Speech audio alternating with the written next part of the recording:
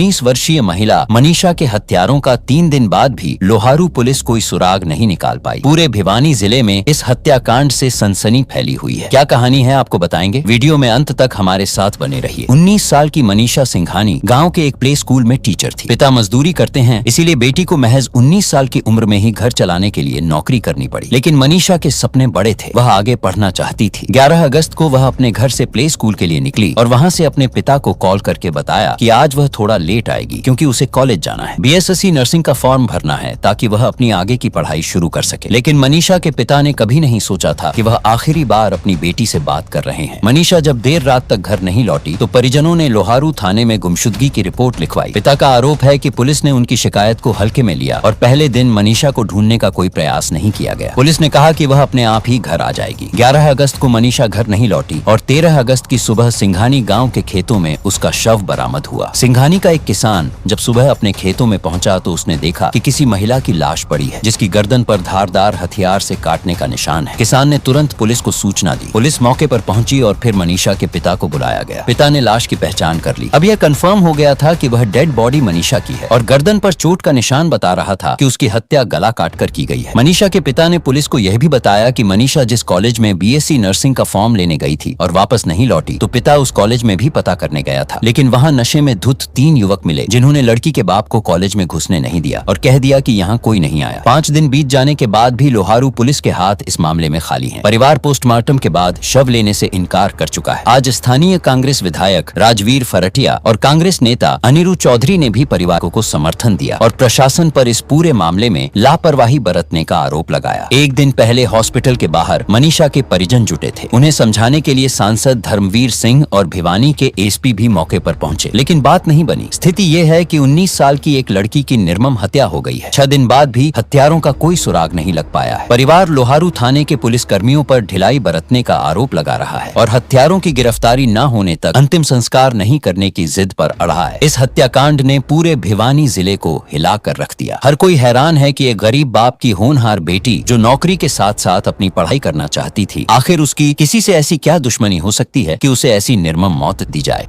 मनीषा जो मेरी भांजी थी डानी लक्ष्मण से, वो किड्स प्ले स्कूल है सिंघानी के अंदर, वहाँ पार्ट टाइम जॉब करती थी। वहाँ से वो 11 तारीख को 1:58 पे बाहर आती है और वो आइडियल स्कूल और कॉलेज दोनों चीज़ें हैं, उसमें बीएससी के लिए वो एडमिशन के लिए जाती हैं, फॉर्म अप्लाई करने के लिए। वहाँ लगभग ये बात घटना है 2:15 बजे की। उसके बाद उस लड़की का कोई अता पता नहीं। 6 बज के शाम को 26 मिनट पे संजय जी के पास, जो मेरा जीजाजी है, लड़की का फादर है, उसके पास रिंग आती है। मात्र 10 सेकंड का फासला देके ही वापस रिंग करते हैं तो कोई उठा ही नहीं हुआ, रिंग स्विच ऑफ हो गया। उसके बाद जैसे ही संजय जी को पता चलता है कि बच्ची मुसीबत में है, वो बस पकड़ के लोहारू से सिंघानी आते हैं। लोहारू वो पार्ट टाइम जॉब करते हैं और वहाँ आने के बाद 112 पे कॉल करते हैं। 112 पे कॉल करते हैं। कॉल करने के बाद 112 आती है। वहाँ आइडियल स्कूल में जाते हैं। वहाँ जाने के बाद जब उनको बोला जाता है कि भैया आप सीसीटीवी दिखाओ, फुटेज दिखाओ, यहाँ लड़की आई है क्या, उन्होंने मना कर दिया, कोई लड़की आई नहीं है यहाँ और यहाँ स्टाफ भी नहीं है। दूसरी बात, उन्होंने सीसीटीवी कैमरे के दिखाने के लिए भी बिल्कुल साफ साफ मना कर दिया। और जो 112 में जो मुलाजिम थे, उन्होंने उनसे, कॉलेज वालों से हाथ मिला के और बात करके वापस आ गए। संजय जी को वापस सिंघानी गांव में छोड़ दिया जाता है और 112 से जो मुलाजिम थे वो कहते हैं कि आप थाने जाओ लोहारू, वहाँ FIR कराओ। संजय जी वहाँ से आते हैं, FIR के लिए जाते हैं, FIR नहीं होती। ये घटना 11 तारीख की है, जबकि FIR रात को 12 तारीख को 7:30 बजे शाम को FIR होती है हमारी। जब थाने जाते हैं तो वहाँ भी ऐसा ही व्यवहार होता है कि मैं शब्दों में शायद ही बयां कर सकूँ। उन्होंने कहा कि आपकी लड़की कहीं पिकनिक मनाने गई होगी, किसी के साथ गई होगी, जबकि हमारी जो भांजी है वो पूरे गांव में और सब में ऐसी शरीफ लड़की थी, कोई ऐसा नहीं था। उसके बावजूद हमने वहाँ फ़ोन वगैरह करा के वो FIR लास्ट में लॉन्च करवाई। उसके बाद ASI शकुंतला जो कि आइडियल स्कूल में आती है, उसको भी वो स्कूल वाले मना कर देते हैं कि हम नहीं दिखाएंगे, आप जा सकते हो। 13 तारीख को प्रिंसिपल साहब आएंगे 11 बजे, उस टाइम हम आपको फुटेज दिखा देंगे। उसके बाद जितने भी फुटेज थे वहाँ कैमरे थे, उनसे सबसे छेड़छाड़ खाने की गई है। 12 तारीख की ये घटना घटने के बाद 13 को सुबह शकुंतला मैडम का ही फ़ोन आता है कि सिंघानी में एक डेड बॉडी मिली है। जब हम वहाँ जाके देखते हैं तो चेहरा जला हुआ था, कुछ भी नहीं था। ऐसी बुरी तरह से निंदनीय घटना थी और वहाँ डेड बॉडी की हमने शिनाख्त की। उसके बाद पूरा प्रशासन आता है, लोहारू का एसडीएम भी आता है, डिप्टी भी आते हैं। उन्होंने आश्वासन दिया था कि 24 घंटे के अंदर हम मुजरिमों को गिरफ्तार करेंगे।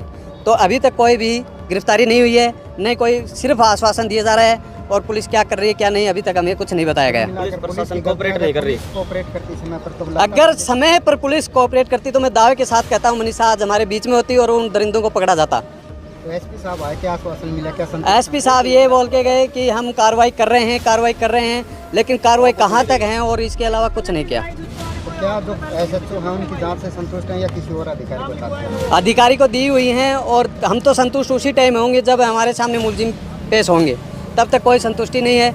और हमारी मांग यही है 112 का जो भी जाब्ता उस टाइम था उसको सस्पेंड किया जाए, लोहारू थाने को सस्पेंड किया जाए और जो भी मुलजिम है उनको जल्द से जल्द गिरफ्तार किया जाए, तब हम अंतिम संस्कार करेंगे हमारी बच्ची का। आपका इस पूरे घटनाक्रम को लेकर क्या कहना है, हमें कमेंट सेक्शन में लिखकर जरूर बताएं। और इसी तरह की तमाम खबरें देखने के लिए आप बने रहिए हमारे चैनल ट्रेंड न्यूज के साथ।